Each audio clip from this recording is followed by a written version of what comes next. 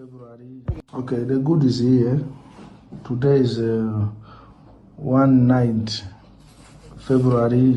Ang video na ito ng mga gold bars ipinadala ng isang dayuhang scammer sa kanyang binibiktimang Chinese national. Pinaniwala ng Nigerian suspect ang complainant na kaya niyang kumita ng malaki basta gagawin ng lahat ng kanyang ipapagawa para maibiyahe ang ginto.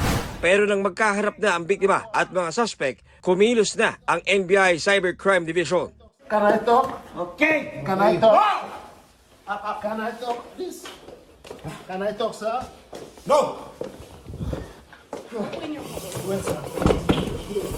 Please, just wait 1 minute. No. Don't move. Please, 1 minute. 1 minute. I'm not listening. 1 minute. 1 minute. 1 minute. 1 minute. 1 minute. 1 minute, sir. 1 minute. Okay. Yeah, 1 minute. Yeah, 1 minute. Standing up. Yeah, 1 minute. Please, 1 minute. 1 minute. Can I talk, please? Talking. Arestado ang Nigerian national sa loob ng hotel. Huli rin ang kanyang kasabwat na nasa sasakyan.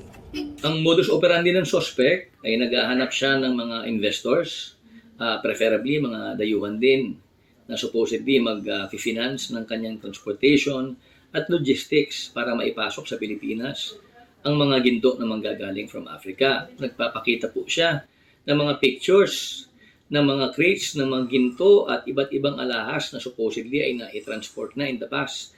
Umabot sa 50 million pesos ang naibigay ng dayuhang biktima sa mga suspect. Pero walang natupad sa ipinangakong 100 kilos ng ginto na manggagaling daw ng Kenya.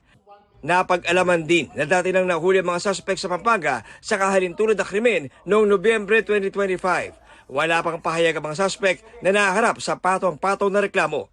Maraming ifinail na kaso ang ating NBI Cybercrime Division. Ifinail ang kaso on inquest. Ang mga kasong ito ay robbery, estafa, o both in relation to Republic Act 10175, which is the Cybercrime Prevention Act of the Philippines.